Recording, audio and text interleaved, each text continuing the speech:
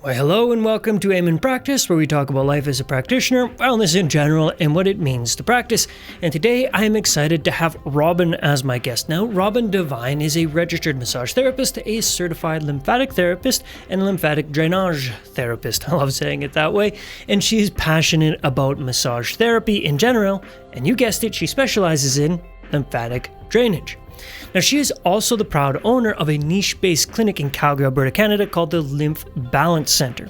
So in this episode, we delve into the challenges and the rewards of running a clinic, and in particular, we really focus on what it's like owning and running a niche-based brick-and-mortar business. And Robin shares her insights on creating a positive clinic culture. She talks about the importance of educating patients and clients about the benefit of lymphatic drainage, and we also talk about what it's like managing therapists in a niche field. So with that, let's jump in. Great. Good. Well, Robin, thank you. You're I suppose we'll just jump right into it by you telling us a little bit about your story, what got you into massage, and then maybe that same story can lead into what got you into lymph specifically. So I'm one of those weird people that didn't really know what I was getting into, and I was totally okay with it, which was kind of weird. So, everybody says, I got injured or there's something going on. And that didn't happen for me. It was literally, I just knew in high school that I wanted to be a massage therapist.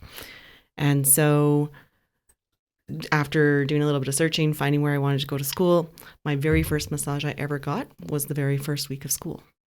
I'd never received a massage before that. I had no clue, but it was just an intuitive thing of, I want to work with people. I know this is going to be a really, really good fit. I knew I didn't want to go into being a doctor or a nurse. I didn't want to inject people with stuff. And I didn't want, even though medications are very important and there's lots of, it wasn't what I wanted to be a part of. And I liked the idea of alternative sort of natural healing, but I honestly had no clue. I kind of intuitively just walked into it. And so it was awesome because I was in school and I fell in love with it, and I became like this amazing anatomy geek and just like owned every second of being in college. It was, there was stress and stuff, but it suited me so well. And so from that, it was like, yes, I wanted to be a massage therapist, but I really wanted to be a teacher. And I knew I never wanted to be a teacher with kids, but adults and continuing ed and alternative health was like, it was the right feel. So even as I was sitting in massage school, I was sitting there going like, I have to be up there. I have to be on the other side of this. So that was really good. And so, yes, I worked in a massage clinic as soon as I came out of school after my full 2 years, but I also got a job at the school. And I worked in the student clinic, and I was a supervisor, and I tutored everybody who wanted to be tutored because I knew that if I could tutor, that means I could teach, and I would get more confident with all the stuff, right? Because the basics you learn in high school is crap. Yeah. But it's a good it gives you that excitement. It gives you that, I think this is kind of my thing. And so it kind of led me down that right path. So the same thing. I always like to think I plan things, and I love the idea that I plan things, but I don't. So it was like 3 years after I'd become a massage therapist, I had to get CEUs. I had to get some credits for my association. And there was nothing that I was interested in. I didn't like deep tissue. Like, I'm 5'2", and I was like 120 pounds at the time. So I was like, I don't want to do that. I don't want to do sports. I don't want to do, reflexology. I didn't like shiatsu. I didn't like all these things. And so no, it's just an interesting place to be in, right? So yeah. You wanted to be a massage therapist, but you just listed massage therapy. I know. You covered all the bases. I did. I want to do it, but I don't want to do any of it, right? And I'm genuinely, it sounds hilarious because people, they see I'm a very busy person and I like to keep myself busy, but I'm kind of lazy, which is ironic. But there was a lymph drainage class that came to town, and I didn't know anybody who was doing it. I remember everybody in school going, there's not really much to it. But I knew that there was more, and it sort of always kind of felt like, okay.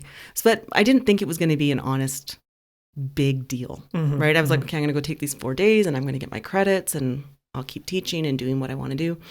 And I took the 4 days, and I was like head over heels in love. Like, it was like I had sat in the right class with the right teacher at the right moment and went, holy crap, like I can feel this. It makes sense. Why doesn't everybody else do this? And so it was just kind of like this beautiful snowball effect, because I took the 1 and then I grabbed into the 2, and I kept like latching onto the next class. What's the next class? And I did the same thing. I was like, this is really cool. But if I could be up at the front doing this, like it makes so much sense. And I got so freakishly passionate about it that I became like a major lymph nerd. So even when I was teaching in massage school, I was teaching massage stuff. But I was always like, but you could just lymph this. Like, yes, you could do all these techniques that you learn in massage school and how great. We're going to do O&I, we're going to do GTO, we're going to do this, we're going to do that, but we're going to lymph it, right? Yeah. And all the other teachers are like, why do you bring that up? There's no swelling. I'm like, what are you talking about? There's like fluid everywhere. So I kind of got discouraged working in massage schools because it was so undervalued. And it was like, I became this weird instructor that every other instructor would say, oh, is it about lymph? Just go talk to Robin because she believes in that. And that's the funny thing, believes in that. I know. Yeah. And it just drove me insane, because once you get into it, you just realize that so much of your body is water, and lymph is 96% water, and lymph, like your blood, connects everything, and it's your immune system. And so if anything from the last 3 years has taught me anything, was that we've been undervaluing what the system does. So it kind of got me into that weird world, and that's okay. I like being the weird lymph lady. It happens, people go, oh crap, I need lymph drainage, and everybody goes, go see Robin, and I'm like, yes. You're it's the like person to go to. It's an ultimate marketing thing. Yeah. So it's great, because now I sort of have collected a nice little group of other lymph weirdos, and we just love our lymphness and just own it. Instead of it's a weird thing. It's just, you just have to own it. Yeah. And it's fun. Yeah. And I think that's one of the best things a practitioner can do.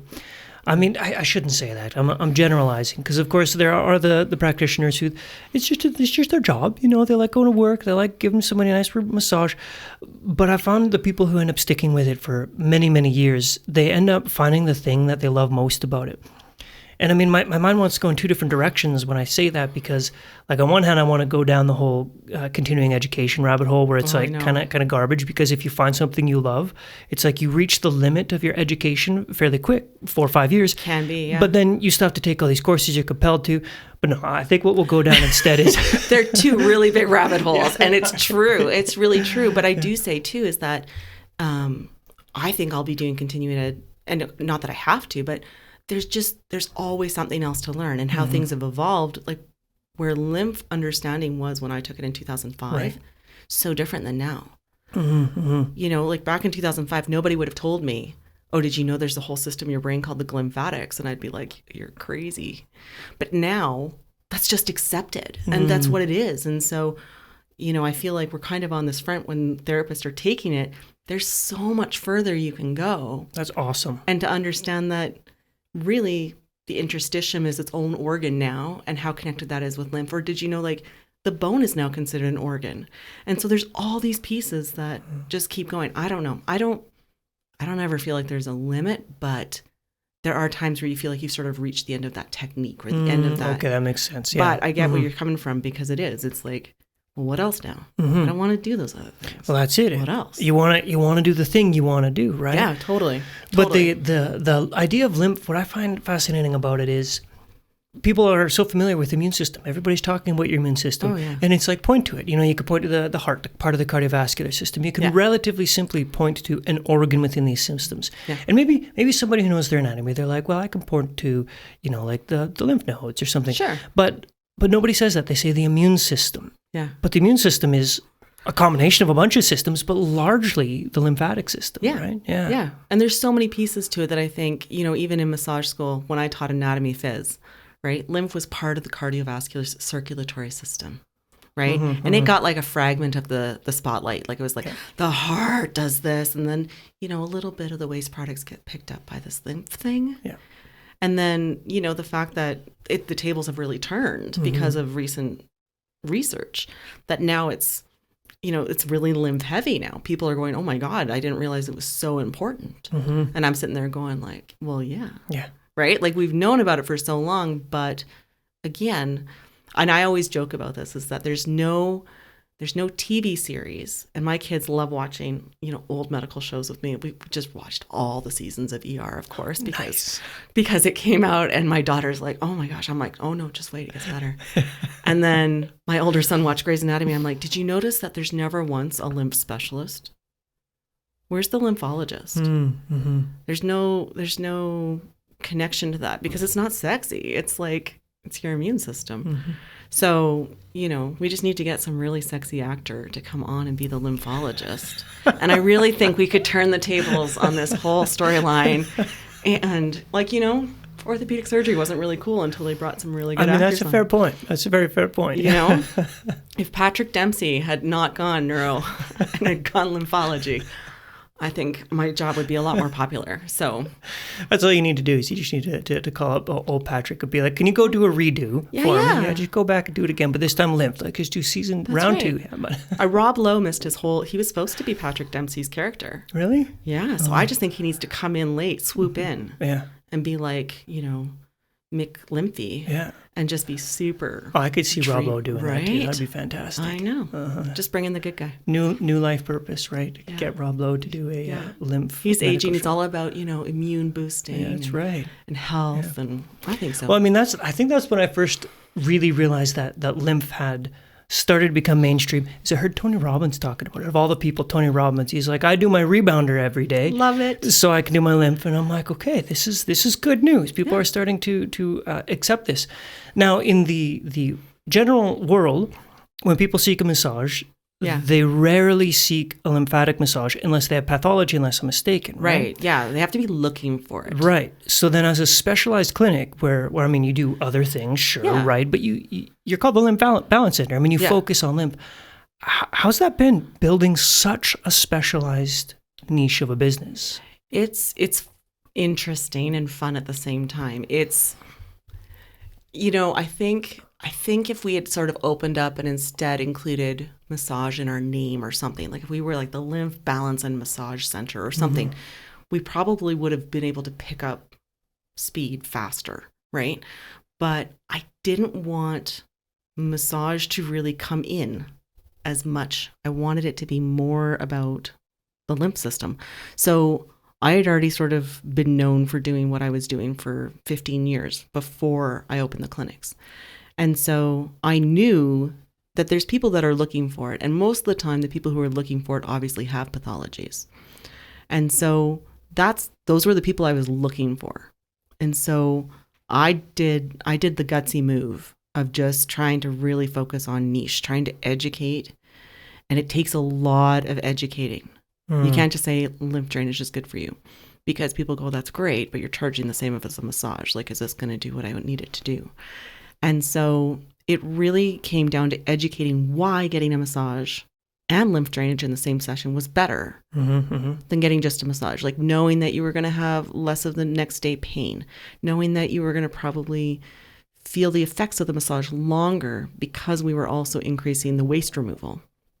So putting those kinds of things together, it was about how do you couple it with other things. So as soon as you go niche alternative, you kind of got to match up with other niche alternatives.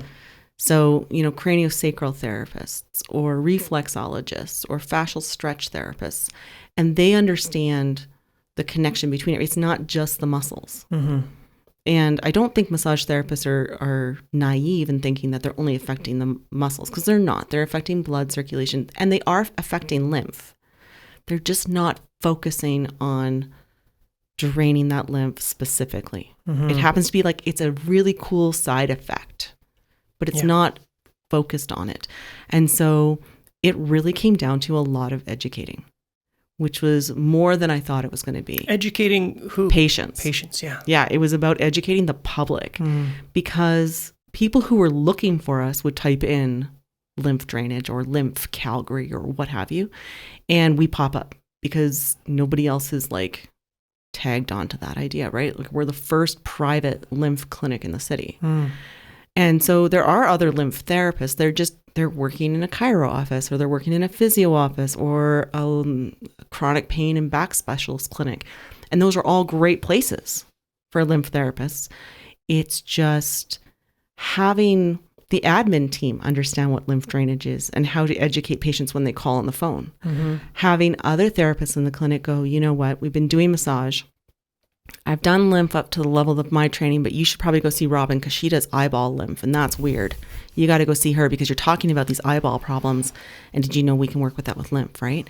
And so it's working with others who have the same understanding of it and how to integrate it with other therapies. So, knowing fascial stretch therapy and how if you do lymph drainage, it can help with the fascia movement because you've removed waste products. The fascia can stretch better. There's increased circulation. How do you use those two together? Right. So that was the hardest part. The hardest part is educating the public. Because if you haven't heard it, or like you said, Tony Robbins or the Kardashians aren't doing it, how the hell would you know that you need it? Totally. Other than somebody else telling me or telling you have a lymph issue. You should do something about that. At which point, you got to make sure your website talks about it and educates and has blog posts and people can type in lymph breast or lymph foot and it goes to our website. With education. It has to be education. Yeah. There's nothing else, unless people know that they're looking for it. And most of the time when they hear that they need it, it's from another holistic practitioner. It's not, unfortunately, yet from the doctors or from the surgeons or the oncologists. It almost hasn't filtrated into those areas of medicine yet. So we're still dealing with that. Yeah. Right? I mean, that's a big hill to climb right there. It's huge. I mean, anytime you start to work on interactions with different medical systems, and one's not necessarily better than the other, but they just don't talk to each other. So that's a big mountain. And so in a lot of healthcare, for example, here in the city, we do have 2 amazing lymphedema centers that are run by Alberta Health Services. And so I reached out to them and I was like, hey guys, I'm a private clinic doing lymph drainage therapy. And they were like, well, that's great because we don't have time to do the actual hands-on therapy. We can refer to you. And I said, that'd be wonderful. But then you also realize the politics, right? So the politics is that, we're going to try and keep them in the system as long as we can because obviously that's what their doctors are wanting them to do, which is great. I'm not downplaying the value of those systems. They're amazing. But it's also paid for, right? Yay, Canadian universal healthcare. It's paid for by Alberta. It's paid by the government, which is awesome. But they only give you so much money for so many things. And then you're kind of left to your own devices. Yeah. And so then the rough reality hits when you get discharged from those places. You're now on your own. So then they go and find us. Well, now we're the bad guys because we're private and we have to charge money. Yeah. Because we're not supported by anybody. Yeah, and it's a highly specialized and niche business, which means you're not just charging money, you're charging specialization money, right? Yeah. So we're not like the massage place down the road. No. We're kind of, we put so much extra time. We do all the extra advanced classes. We're doing all the extra CEUs, right? All those continuing eds, and it's more. And so you're playing that game, but then we also play the opposite game, which is it takes a long time to get into those government-run medical facilities. So then we're treating people for maybe up to 2 years before they're able to get into those places, which then we look like it comes across like, oh, we're just money-grabbing massage therapists that are, trying to take their money when we could be getting into Alberta Health Services. And I'm like, well, that's true, but there's a backup. We can't get you in there for 2 years. And this is, a lot of lymph issues you can't just fix overnight. So it's a slower process. And, it's difficult, especially if you go into some of the big conditions, like obviously lymphedema, because there's no cure for it. So then this is something we have to deal with for the rest of your life. And I would give anything to get the government on board to cover half your costs because it's not just a fun massage. Yeah. You're not just going because you need time away from the kids and not saying that's bad. You should get time away from the kids. I'm doing it right now. But you also, it's required. Yeah. That's a totally different thing. It's medically required sessions.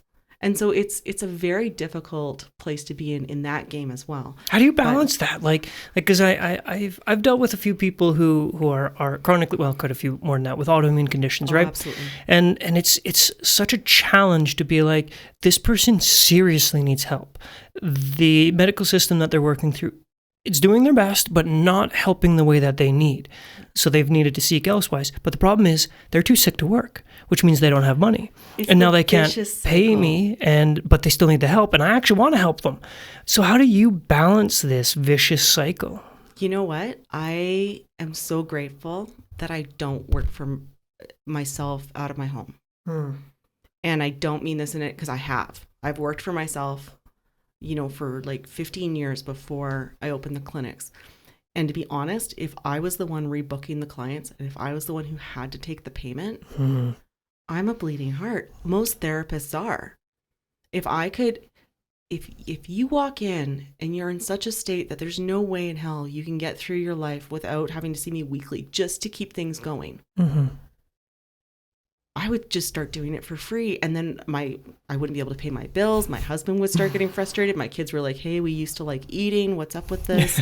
Because I literally so the only way I could help more and more people was to open the centers, was to then bring on other therapists that I could hopefully mentor or work with and train and just try and give more access. And, I am literally looking for some sort of financial, windfall. If anybody knows, some rich person who just wants to give a whole bunch of money away and recently died, I'm totally open because I would love to do that. Yeah. But even trying to do that would be impossible. So it is one of those things that you have to balance out your desire to help people with your desire to help your team. With the desire and need to survive, and the constant balance of I need to keep the clinic open, but I need to charge what I need to make it work, but I don't want to overtax my patients, but I still have to make things meet. Right, because if that business closes because you didn't charge enough, then all of a sudden these people have nowhere to go. And it is heart-wrenching. Yeah. So like for me, I remember when I decided I was going to open a clinic, I was told flat out by my father, which, I appreciate it now from a different standpoint, but he said, you shouldn't open a business because you're literally too nice. You won't make it. And I said, well, what the hell does that mean? He's like, how you have to delineate yourself and separate yourself from the people that you work with, who you're going to love.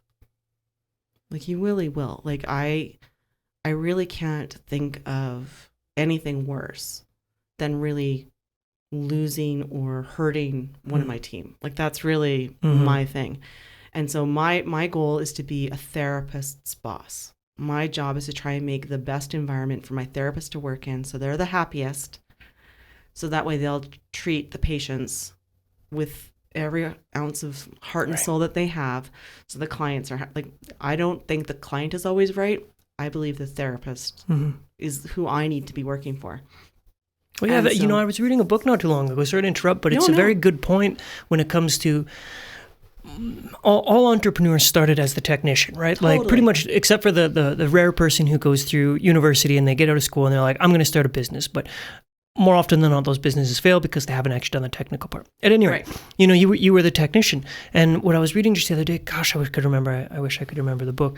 But they were talking about how once you become a manager, the job is Simon Sinek. That's who it was. Oh, yeah. Yeah, talking about being a leader means you're leading your team. And what happens so often with leaders is when they're asked, like, who's your number one priority? Most company leaders are going to be like, the customer. That's totally the wrong perspective. That's what the employee should be saying. But what the leader of the team should be saying, my number one priority is my team. So the fact that, like, you're saying that's just reminded me of that book was... what was it? Starts with why, right? Oh, yes. Yeah. So anyway, sorry to interrupt. No. But it's totally true because, again, if everything that I do every day is for the customer or for the client or the patient, however you want to name them, then I should be seeing all of those people. And I can't. Like the amount of patients that I have in our database from when we opened 5 years ago is over 5,000 patients. And many of them are still there monthly or whatever, right? So there's no way I could be doing that. So my goal every day is to try and create the perfect environment and hopefully the clinical culture to create a really supportive team. And that sometimes I wish I was just dealing with the patients, because I can deal with all of those pieces, and I can organize that, and I can problem solve that with my hands and with my intuition. But the team thing is a whole new fun game that, even before I opened the clinic, I went to like 3 other friends of mine who had opened clinics, and I sat down with them. I'm like, all right, give me the nitty gritty. Like, I want to know what was awesome and what's your least favorite and what would you do differently, and all these pieces. And every single one of them came back and they said, we are not designed as practitioners to be amazing business owners and organizers of people. Yeah. Because there's the politics, there's the one person says something, somebody takes it the wrong way, and then you're dealing with therapists, and then I need this time off, but then these patients are being infected, and it's all the dynamics that I really thought I could do. I was really delusional in that. And so that's been like my biggest challenge is how do I create a space that therapists want to be in that feeds them in their needs for growth and development and challenges and feeling safe and supported by a strong team, but also feeling like they're getting what they need to get out of a workplace while feeling like they're getting what they need financially, which, put all that together. And then, you and I have said this too, is like, I feel like the gross miseducation of how businesses run in alternative health schools, it's a recipe for bloody disaster. Yeah. And I can't even add COVID into it, but it's way harder. And sometimes I do. I'm like, maybe my basement was a really great place. Maybe I should just stick to my basement. But I know that I won't be able to help as many people. And then I look at my team and I know that would then change those therapists and then also all those patients' lives. Right. So that's the hardest piece. It is. It's bloody hard. Can I ask you a hard question? You can ask. Do you like it, being a business owner? I mean, really deep down, when you think of you, like Robin, who is the practitioner who knew she wanted to be a massage therapist from high school and dedicated 15 years to perfecting the art of massage, that person, and then there's Robin, the business owner. Like, do you like it? I really, really want to say yes, but it's very hard. Because every moment I think about how things need to be balanced at the clinics. What else could I be doing? There's very few moments where I can completely disconnect and it's just mine. It's you lose that ability because it's, okay, I got to worry about the payroll. Okay, I have to sit down with that therapist. Okay, and even when you're at home, not seeing patients, not in the space, you might be working on social media, or you might be working on the newsletter, or no, I need to do fee schedule changes, or there's this dynamic between 2 therapists that isn't going very well, or oh no, now we need to get more product. Oh crap, where's the money coming from? And it's tiring. It is all encompassing, and unless you have a lot of money to be able to delegate all those things, which very few therapists do when they start a clinic. Yeah. It's all yours, baby. Yeah. It's all yours. You get 25 different hats to scroll through every single day. And it's not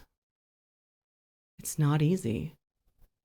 So, the little bit that I learned in massage school, I now know how to make a business card. And if need be, maybe a brochure, because that's what I was taught in massage school. Yeah. And so no matter how many people you talk to, you can't predict all the things that are going to cost and balance those things out. And the financial stress of it is more real. I did everything. I swear. I did the business plan. I did the monthly forecast. I overestimated everything. And it still surprised me. Yeah. It's still every little bit. Mm-hmm. And so you sit there and you look at, like the cost of brick and mortar, and you look at the lease costs, and then you don't realize that there's like the rental costs, but then there's the operating costs. Not that you're doing all the operating, it's the operating costs of the management company. Mm-hmm. So that's great. So then you get your base rent, and then you go, okay, so you get all your supplies, you have all this, money at the beginning to try and put everything together. You put it all together and it looks like it's enough. And it's not enough. Mm-hmm. Because every therapist comes in and goes, oh, do you happen to have this? Or is it possible to get that? I find the room's a little too cold. Can you get me a space heater? I find the room's a little too warm. Can you get me a little air conditioner? Okay, so I really need a table warmer. How about this? How about that? And it's all these little things. Mm-hmm. And again, if you're the owner. It's death by 1,000 cuts. But if you're the owner who's the therapist's boss. Right. That's where you get into trouble. So then you have to be, nope, sorry, you're going to have to sweat it out. Or you know what, we make the room comfortable for the client. Or the room is comfortable for the therapist, and then the table is comfortable for the client. So we have table warmers, and we have, thermophores, and then everybody wants a hydraulic table. So then we get the hydraulic tables in, and those cost like way too much money. And then, but we want this, we want that, and then we need this, and we need that. And oh, could we just bring in some of this and a little bit of that? And, and then all those things that you think you're doing that's making this amazing environment that you're sitting there going like, holy crap, if I had worked in a place like this, I probably wouldn't have gone mobile. like I did mobile, and I remember. But if I, and so I always looked at, and I'm like, if I had worked in a place like this, like there's essential oils that I can use with the client. There's essential oils that I can use in a diffuser. I've got this in the room. I've got that in the room. I've got like a whole admin team that's taking the appointments, that's booking the appointments, that's doing the follow-ups, that's doing the payments, that's doing direct billing.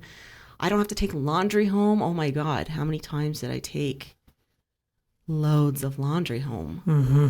But no, we have laundry facilities on site. We have free parking. Like I literally can go through, and it's just never enough. That's interesting. It's so hard to satisfy, because it's hard to show the balance between being, and that's where I think the unrealistic expectation comes from schools. Mm-hmm.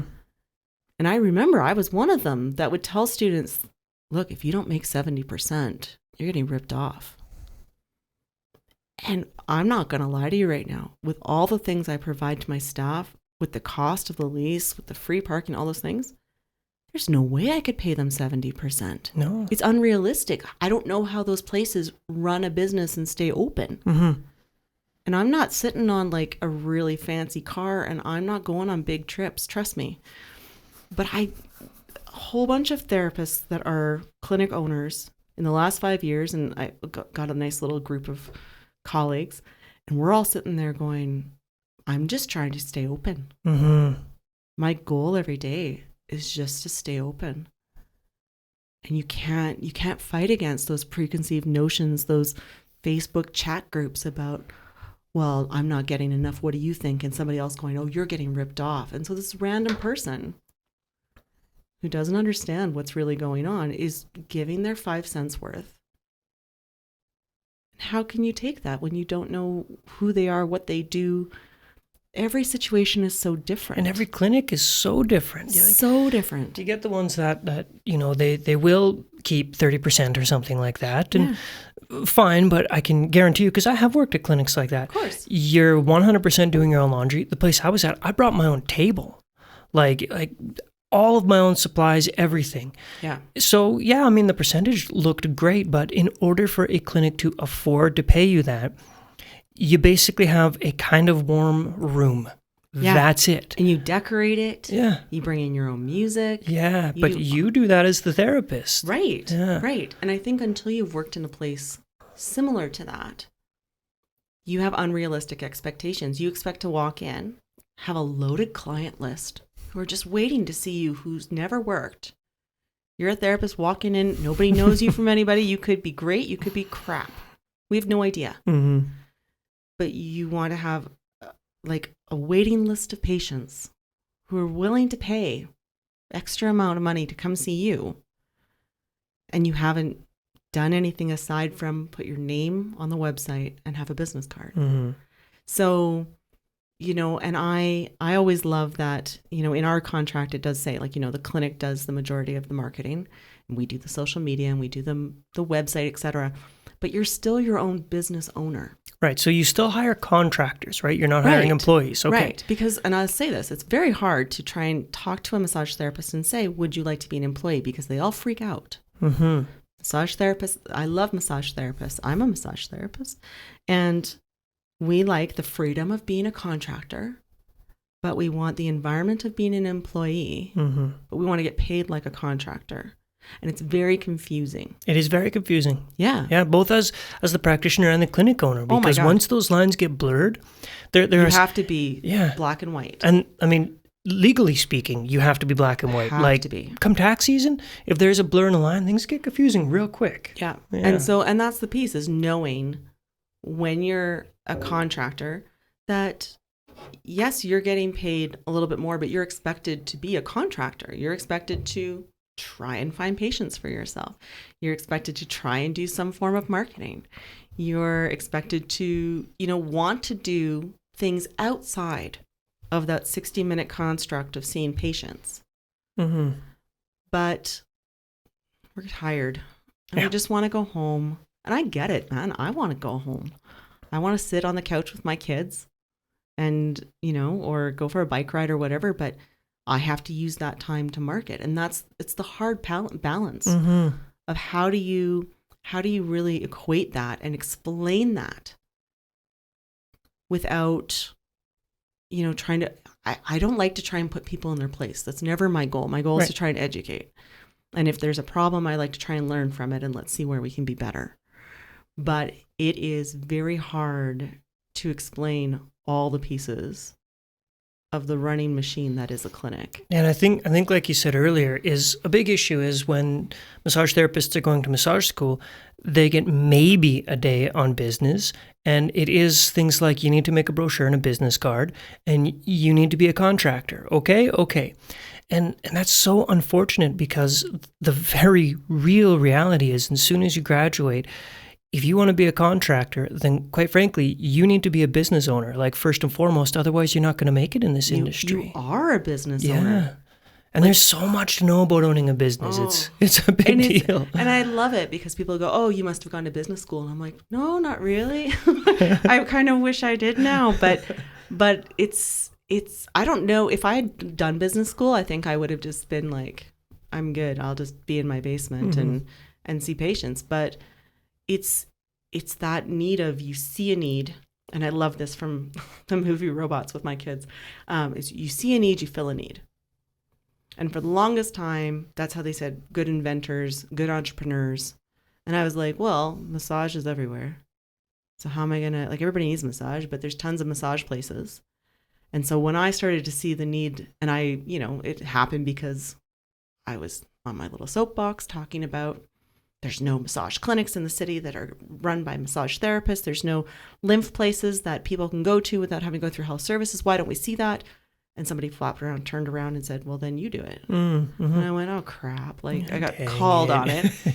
But as soon as I did, it came all together really quickly, which for me normally means that it was supposed to happen. Mm-hmm. It wasn't a struggle. It wasn't hard to find therapists. It wasn't hard to put it all together. Everything just flowed really, really quickly, which was great. But it's just, there's so many things you're like, you know what, I'm going to find a whole group of therapists who are going to be as motivated as I am and are going to be as passionate about it as I am and are going to work just as hard. Mm-hmm. And it's just going to be like a kumbaya kind of cooperative moment. And we're all going to just Yeah. we're all just going to be there for each other for the rest of our, and you just go, holy crap. Like, Yeah, I mean, there's a type of person who decides to start a business, and that type of person, they're driven, they're highly motivated, like that's just baked right in, right? you kind of think everybody's like It turns out no. really, it turns no, out hard no, hard no.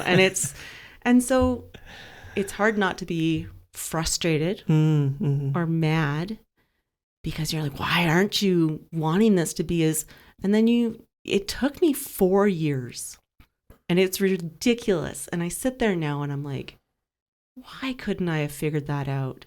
But it took me 4 years and a pandemic and like severe close to like closing the space and everything to go, it's because nobody else has the skin in the game that I do.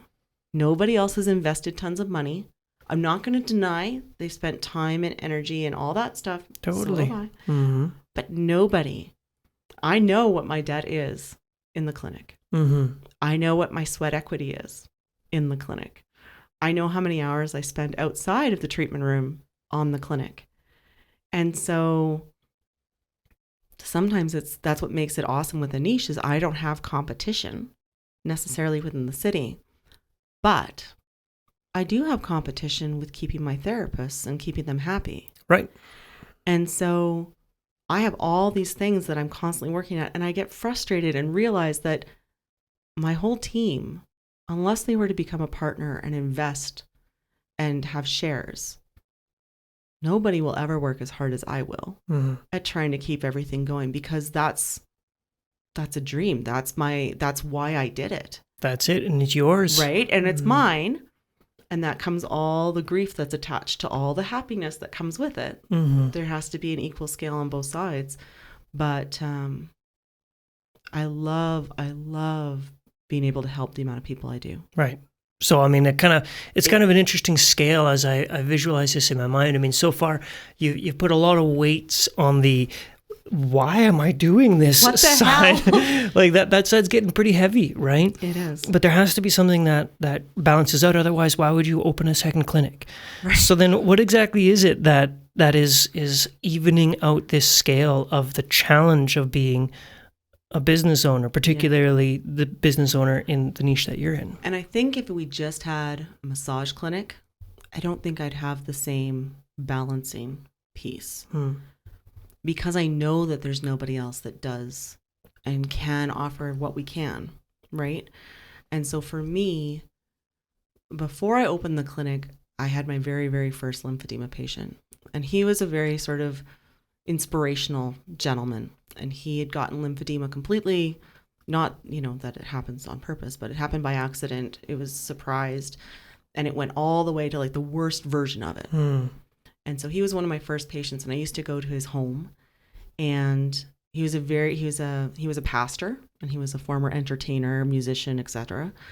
And he worked for the Mustard Seed. And so he had all these he was a person that I didn't charge probably what I should have, knowing that I was traveling across the city 2 to 3 times a week to see him. And when I decided I was going to open the clinic, he said to me, and it's the one thing that really stuck with me, he says, yes, it's going to be a clinic, and yes, you're going to help a lot of people, but just create a space where people can have hope. And so it's very hard to ever consider that wouldn't be there, right? So we want to be there to be able to be that space when people have nowhere else they can go because there isn't any other place to go. So when I get really frustrated at the end of the day, when I am like looking at my bank account going, oh my freaking, what am I going to do? Like, this is just how is this not balancing the way that it should? How is it that, I can't find this happy balance? That is literally what comes into my head, is that creating a space of hope is truly priceless. And it might not be obvious right now, but that's more important than the stress of me going through all those other things. So anytime I try and add something in, or we have a classroom. So anytime I try and create we just opened our first like support group, or we're creating events that are more charity based, and it's 100% for that reason. It's just to give an opportunity for something to happen, for an event to take place, for people to be involved, to continually give hope to something that wasn't there before. Right. So that's kind of the best piece about it all. Right? And if it was just about the money, and if it was just about running the business, yeah, I think I probably would have shut down a while ago, because there's just, you can't fight against everything. But I just can't give up on it. Right. Yeah, I'm that stubborn one. I just keep going. Probably for a good reason. I mean, it is a good reason. Like, I think that's the mentality that is ideal in someone who's involved in the healing industry or the wellness industry, right? Is the people who give up. That's not someone. If I were desperately ill, I wouldn't want to go to somebody who's like, I've tried a couple times, I give up. Like, I would want to go to somebody who's like, no, I'm not giving up. Like, I'm in it. So I think that's an admirable trait of a wellness practitioner. Just hopefully I still have all my hair at the end of it, and I haven't aged profusely. And you'll be like, I saw Robin the other day, and I didn't think she was 76, but she's looking 76. So, it's so far, it's also just, trying to have, again, it's trying to create that space. It's like, it's my little, I have my husband, I have my 3 children, and then I have my clinical baby, and then I have my clinic family. And even when therapists go someplace else, unless something really wrong happened, and sometimes, relationships don't always meant to last forever, but, it's still being able to keep those connections, because that's your resources, again, because you can't be everything for everybody. Yeah. Right? I don't want to do mobile. Right? That's not my thing. So I have friends who do.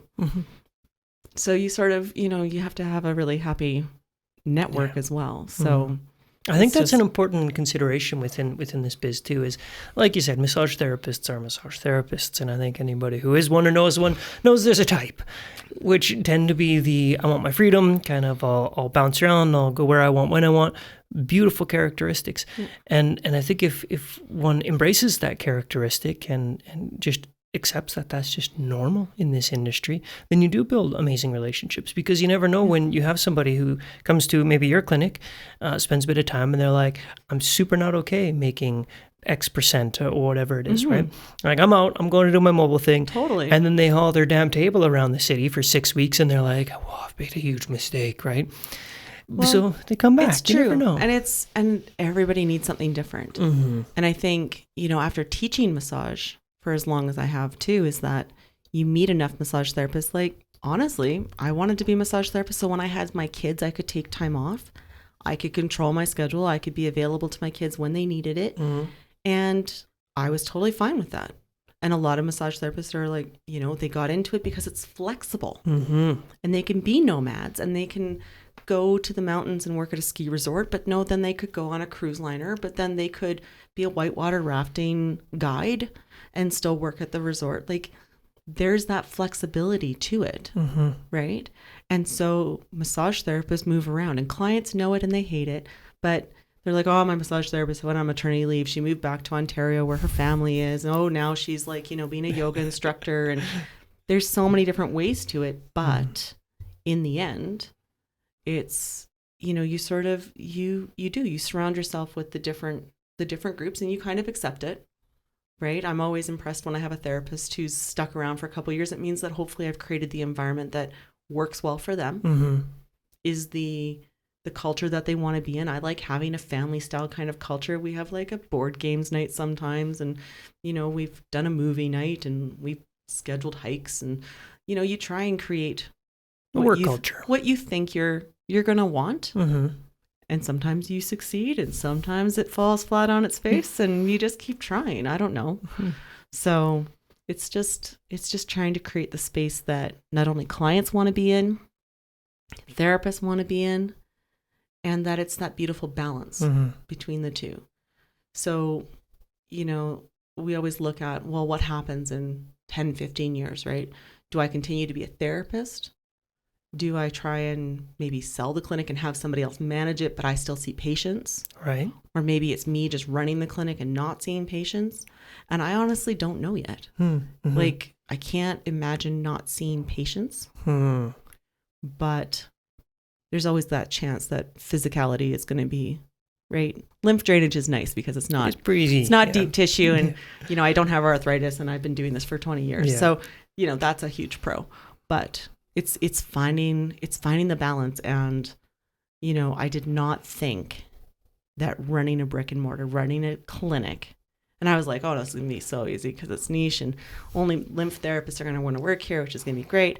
And yeah, it just is never as easy as you think it's going to be. It's a good learning curve. Yeah. I always say everything's a thing. Like when I started AIM, I'm like, how hard can it be? I'm just going to make some courses. I'm going to sell some courses. Easy peasy. This is easy. This is what I do because I've been teaching for 10 years. Easy. Not so much. Everything's a thing. Like you want to build a business, no matter what it is, it becomes a big part of your life. Huge part. Yeah. Yeah. And you put more time, you put more energy. Mm-hmm. And for some reason, even though you did all the planning, you will find ways to put more money. Where does it go? Than you ever think you could. I don't know where it goes. Like, you do, but I know, but that's the thing is, like, I've had accountants who sit down with me and look through it, and I'm like, there's got to be a hole somewhere. Like, tell me where the money's draining. Mm-hmm. Like, there's got to be a hole in my boat, right? Like, just can you find where that money? Because it's meh. And then they're like, well, that like the cost of laundry detergent went up. I'm like, but it didn't go up that much. Like, is it really impacting that much? And then I sit there and I go, no, I think I'm fair to my therapist with the percentage. They might not feel it some days, but it's not, trust me, I'm not sitting on any cash in the background going, haha, suckers.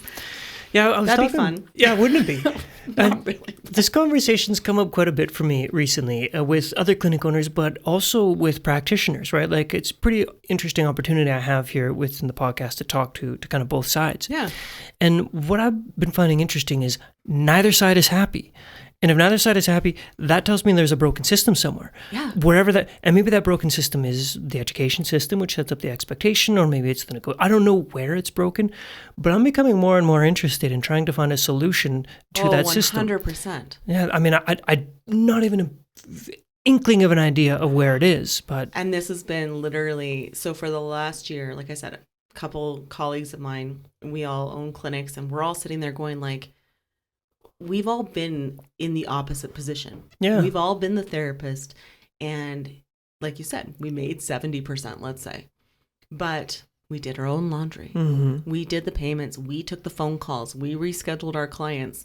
I worked in like really small ass rooms. Like, I mean, we never had our own kitchen. We never had our own bathroom. We never had like all those things. Mm-hmm. So when I was designing and figuring out what I wanted the clinic, I'm like, no, I need this to be like, I want therapists to go, oh my gosh, I have the creme de la creme. I've got free parking. I've got 5 admin team who are constantly on the phones dealing with emails and phone calls and direct billing. And I get to work on an online charting system.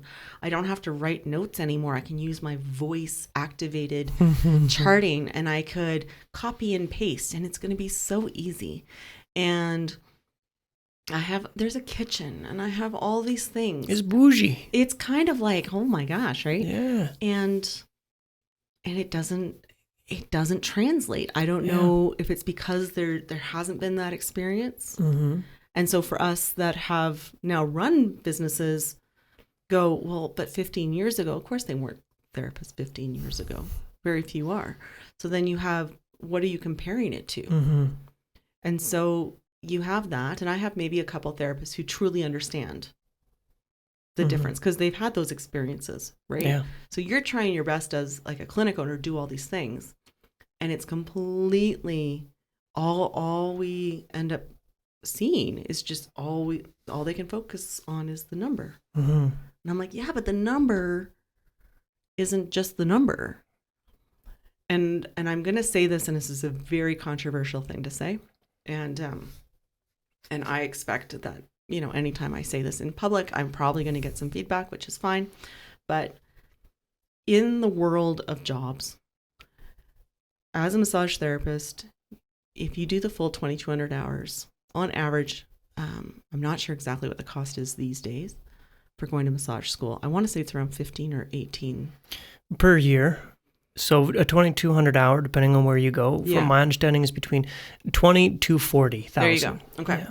So in the grand scheme of long-term education, that's quite small, Mm-hmm.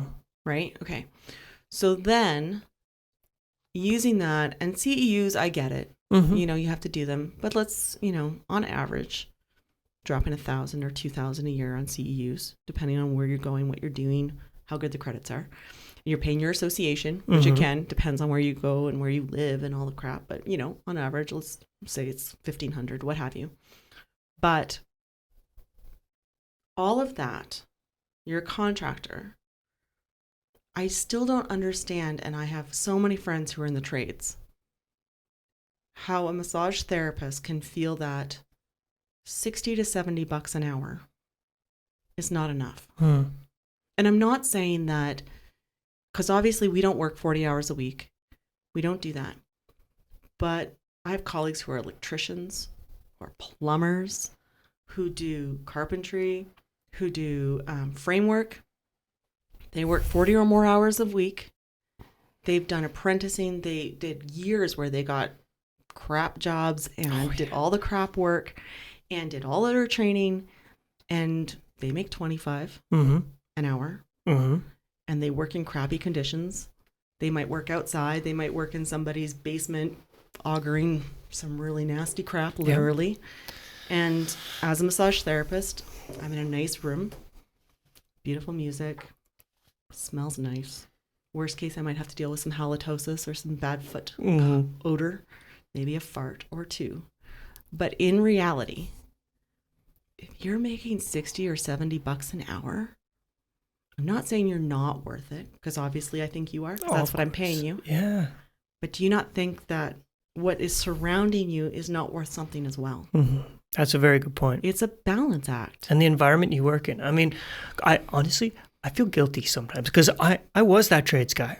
I've done it. Yeah. I've put in my time. I've done the apprenticeship and came out the other side making like a primo wage of $35 an hour, right? Like I was killing it. Yeah.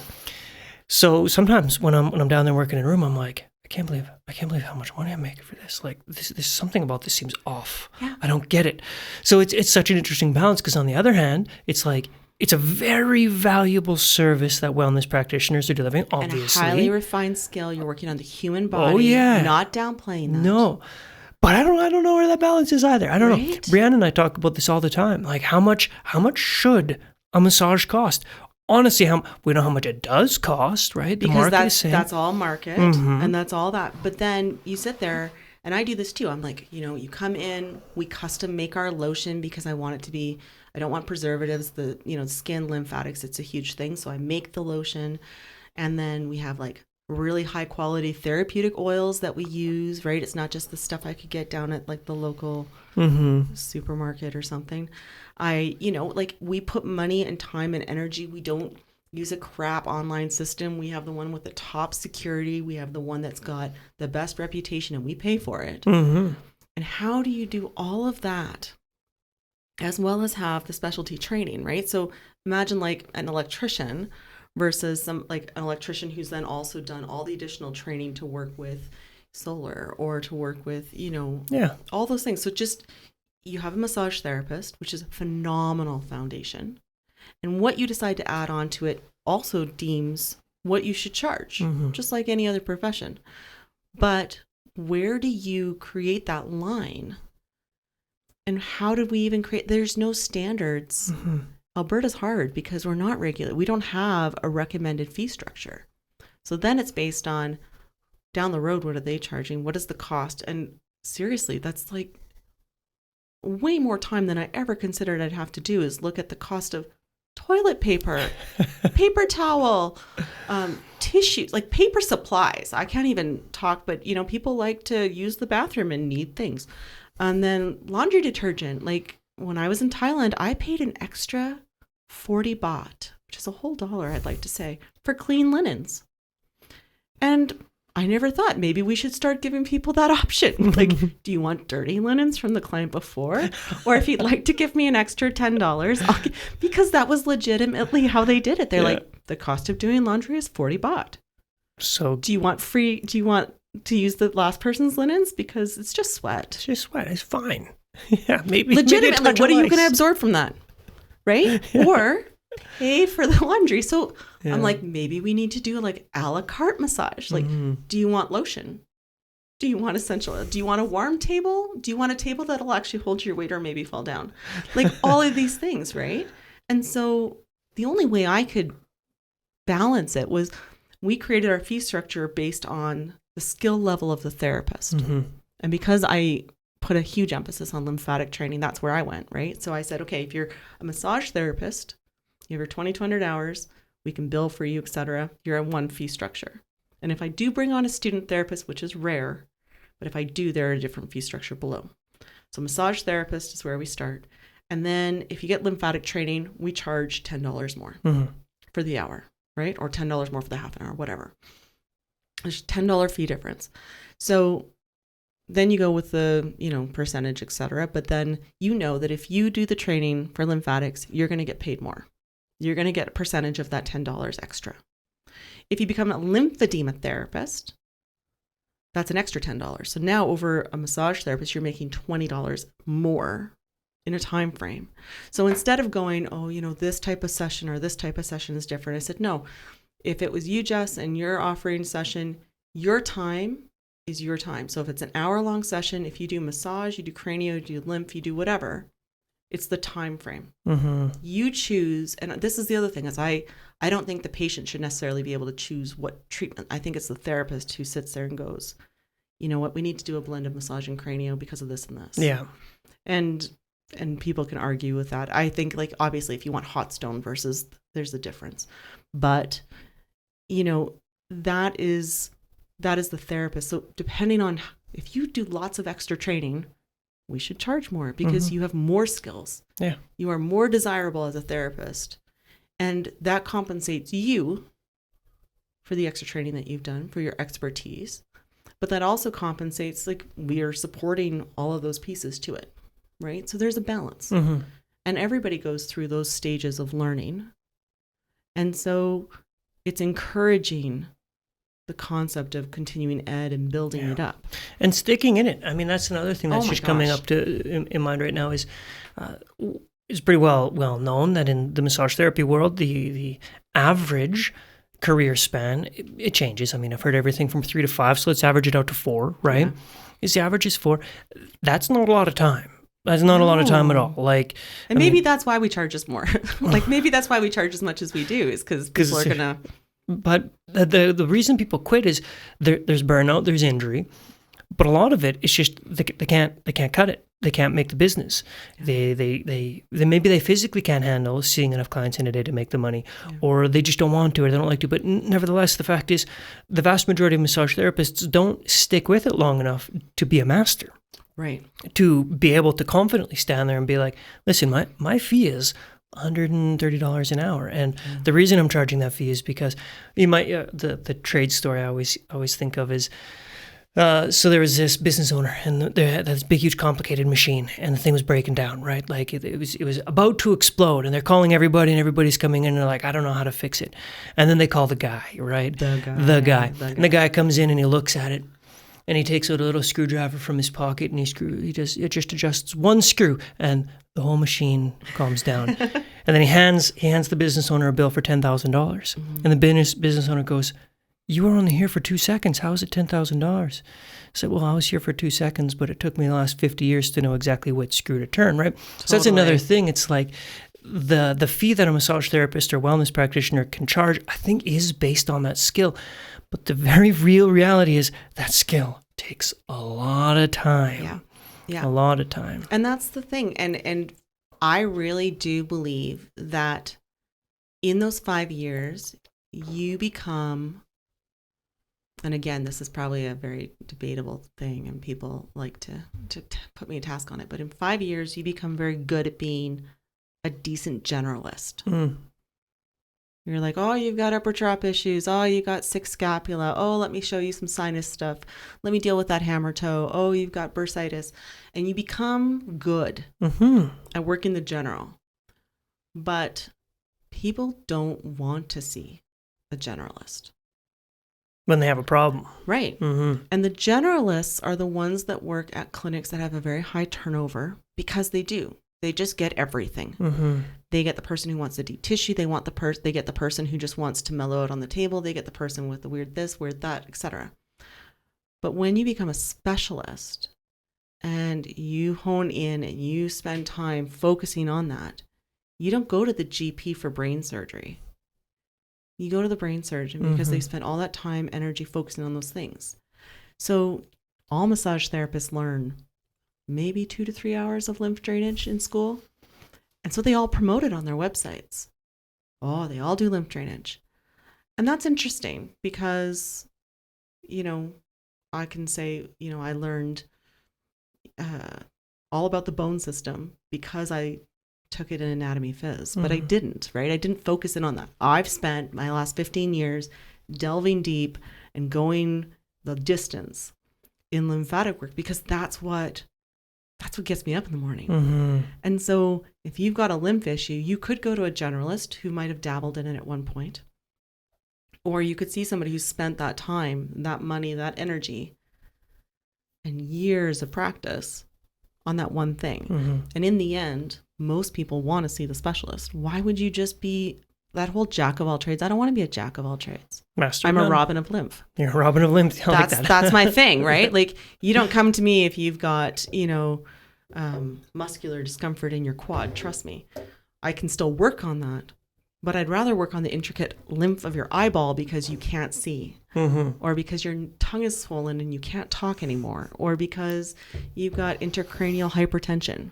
That's my jam. Like, let me hang out with that for a day. Yeah. So, and I always laugh because it's the same thing. It's very similar as, you see an artist and you have an artist who does half of a picture and it's just gorgeous. And they go, that's really good, but can you do it for cheaper? And he goes, yeah. And he just draws the rest of the picture in like 35 seconds, right? He's like, here you go. And he's like, well, no, that's not what I meant. He goes, you wanted it cheaper. That's what Time cheaper and is. energy is where it's at. So, and the same thing I think with a clinic though, is that you can short a lot of things. You can find a location where there's paid parking. You can find a place that only has street parking. You can find a place that, has no windows, is really dark and dank. You can have a place where you walk in and you feel like you're sort of hanging out in somebody's closet. And I've worked those places. Yeah. And there's nothing wrong with them.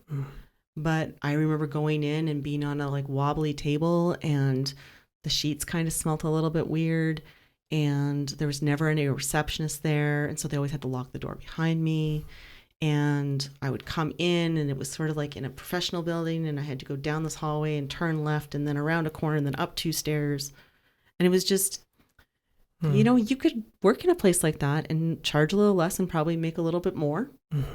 But it's everything. It's not just what happens. It's the whole experience. It is the experience. And I It's think the that experience. word is so important. And it's in my opinion, when we talk about particularly massage within the sphere of wellness, experience matters. It matters so much. And that actually it brings up an interesting point, and it is the question that I ask virtually everybody who I talk to, and that is what exactly do you think makes a good massage therapist? Oh yeah.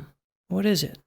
Oh, I think it's a therapist who can hone in on what the client needs and create that. How do they do that? I think it's proper communication. Okay. I really do, because I think if you can ask the vital questions and read the client, and it might take a couple sessions, it normally does. But once you create that that's what connects for a patient. If you have a therapist who talks nonstop and you can't stand it, I don't care how good your techniques are, I'm not coming back. If I come in and I've told you 3 times I hate lavender, but you keep putting it in the frickin' diffuser, I'm not coming back. If you know that I don't like waves I hate waves in music. It's a lymph thing and I can't get into it. But if I've said that in a previous session and you didn't take note and listen and pay attention, and I'm listening to the ocean when Pachelbel's canon again, I'm going to cry and I won't come back. And I think we all know Canadians are way too nice. And on general, will just not return. They won't complain too much because we'll just go, obviously you weren't listening. Yeah. But if I have a client who comes in and says they don't like the heated table and I've turned off the table, so there's no heat, and I know that they hate lemongrass because they had a really bad experience once, so I make sure that's never in the diffuser. I know that we can tolerate about 2 to 3 minutes of conversation, and then they need to zone. They need to go into this space. And you start putting those pieces together, you're paying attention to all the details. That's what makes a great therapist. Yeah. Because when you can connect all those details, that's when you've created the experience, and the therapy comes naturally. That's the thing. If you can't pay attention to that, all you're focusing on the therapy, like I've been in enough sessions where I'm on the table and the therapist is thinking so much about what they're doing and they lose everything else. Totally. And it's just, I personally, and I will say too, is that you pay for the experience. Not a single person I know complains to the Banff Springs Hotel when they pay $240 for a 1-hour massage because they got the whole experience. But I'm going to tell you right now, that therapist did not make 50% of what was charged for that session. So this is where that balance between the environment, the experience, the therapist is not created equal. Yeah. And if you made 30% of that massage, you'd be happy. Right? And that's what happens if you go to the Stillwater Spa downtown, if you go to the Banff Springs, you go to work at Kananaskis Nordic Spa, you're not making the percentage because it's not just about you. It's about the experience. Yeah. And I think that's what a lot of people pay for in general. Being a specialist, people come to you almost exclusive, I'd imagine, for a therapy, but nevertheless, the experience matters. Totally. And for people who are just going to get a massage, I don't think the majority of people can really, I think they care if it's a good or bad massage, but I know they care more if it's a good or bad experience. If they do walk in and the clinic is messy, right? I mean, I don't need to go through all the examples, but that's an interesting take on it. It's communication and experience. I do think, though, seriously, is the experience is what, and I've been to places where the ambiance was amazing, the therapist not so great, but if I put the two together, it created a great experience, right? It created a great session. And I've had really, I've been to I went to a lodge I can't even say their name because it's going to be bad. But anyways, there's this place out in BC that I went to, and my aunt and I were getting a massage, and I decided I was going to write these blogs about massage experiences and just kind of from a massage therapist point of view. And I got a massage in this little room in the bottom of the chalet that was really small. And the table, every time the therapist worked on me, went, and he played techno music. And it went, but that was way better than my aunt who got a massage in the loft of a chicken coop. And I wish I could be making this up. But she said the therapist was amazing. But when you can hear chickens and you can smell chicken shit, nothing is going to make that massage worth the money that you pay. And so it's what you create, and it's a balance between what you can provide. And that's the clinic's responsibilities. Yeah. But it's also what the therapist brings to it. So it's that balance that, in my opinion, that's what makes a great experience. Yeah. That's what makes people come back and be like, no, before they're leaving, they're booking again. And I'm very proud that we have a very high, rebooking rate. Once people come in the door, we have an 85% rebooking rate. So my job is constantly about the educating the public who don't know that we're here and don't know that they need our services. And then if I keep my therapists happy and I provide them the tools that they need, that's what keeps the rebooking rate. Yeah. Right? And that's the hard part sometimes. There's the balance between, oh shit, I have to educate the rest of the city. Mm-hmm. Between how do I keep these therapists understanding that I'm doing everything I can possibly think of every moment of the day to try and keep them as happy as they can be while still giving them the tools that they need without going broke. Mm-hmm. How do you find that balance and still charge a number that people are willing to pay that's going to keep your staff happy with raising costs of inflation, and you're still able to stay open even though the cost of everything is going up, but not pissing people? It's like, oh my gosh. I mean, that conundrum seems like a pretty great place to tie a little bow on our conversation, because I don't know if there's nowhere to go from a there. solution to that. So No. So I think we'll wrap our chat up with that. That was a huge chat. Yeah, I really appreciate your time. Thank you. Sorry. We were like, and open the can of worms. Yeah. The worms were exited out of the can. That's good. It's an important topic, so thank you. It's